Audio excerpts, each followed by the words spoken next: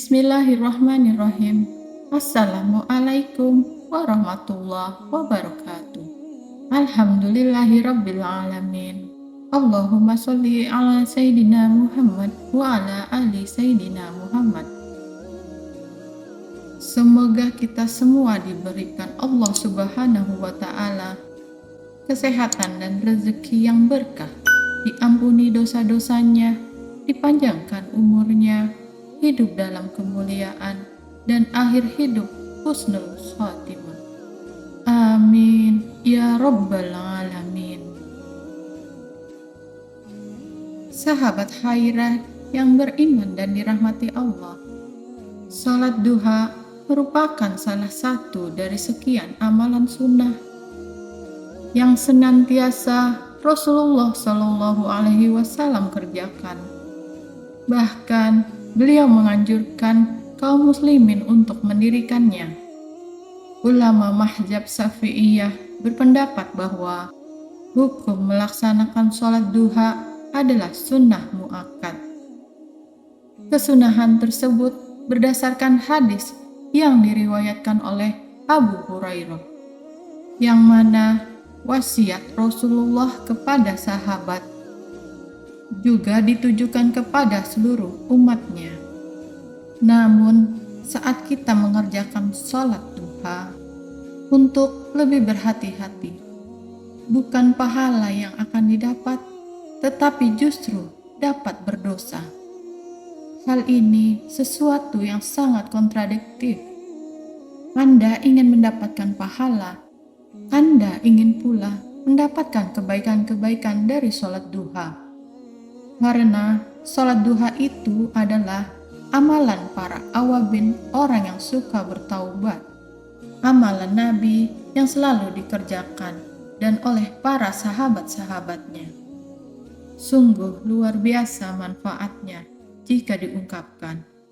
Betapa banyaknya manfaat dari suatu hal tersebut ketika sedang memohon kepada Allah Subhanahu wa ta'ala.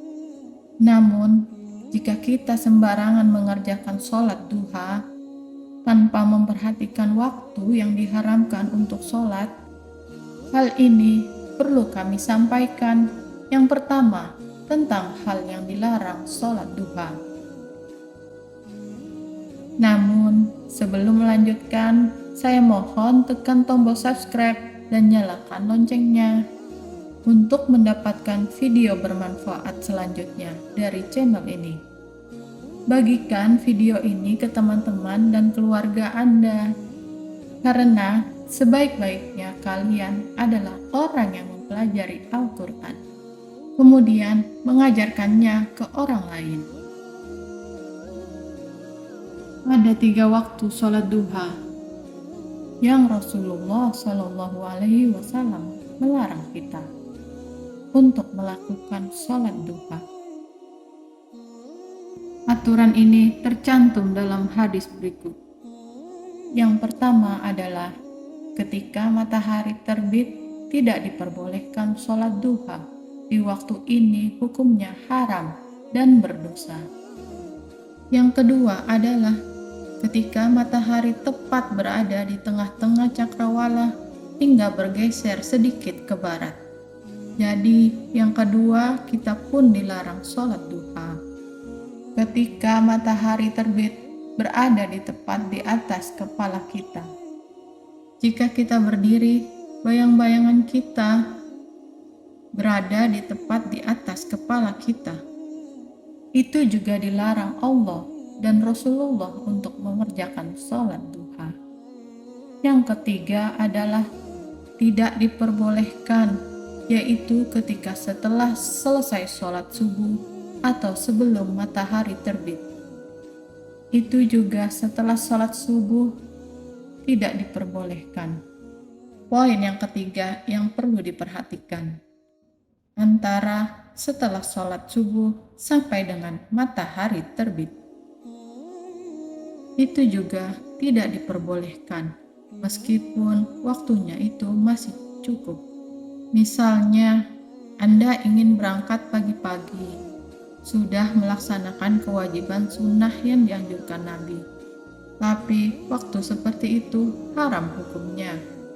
Jika kita mengerjakan sholat duha, bahkan sholat hajat pun dan sholat yang lain pun juga tidak diperbolehkan di waktu setelah sholat subuh. Penjelasan tersebut terdapat di dalam hadis riwayat Muslim. Ada juga hadis lain yang menerangkan, datang dari Sa'id Al-Khudri radhiyallahu anhu, ia berkata, tidak ada sholat setelah sholat subuh hingga matahari terbit, dan tidak ada sholat sesudah sholat asar hingga matahari terbenam. Hadis riwayat Bukhari dan Muslim. Sahabat Haira yang beriman dan dirahmati Allah, jadi waktu yang tepat dan paling aman dan disunahkan dan berpahala dan insya Allah akan diridhoi Allah, yaitu yang paling mudah dipahami adalah dari pukul 8 pagi sampai dengan pukul 11 siang. Itulah yang paling dasar untuk dipahami untuk waktu yang terbaik dalam sholat duha. Wallahu a'lam bishawab. Demikian yang bisa saya bagikan. Semoga bermanfaat untuk kita semua. Amin ya rabbal alamin. Wassalamualaikum warahmatullahi wabarakatuh.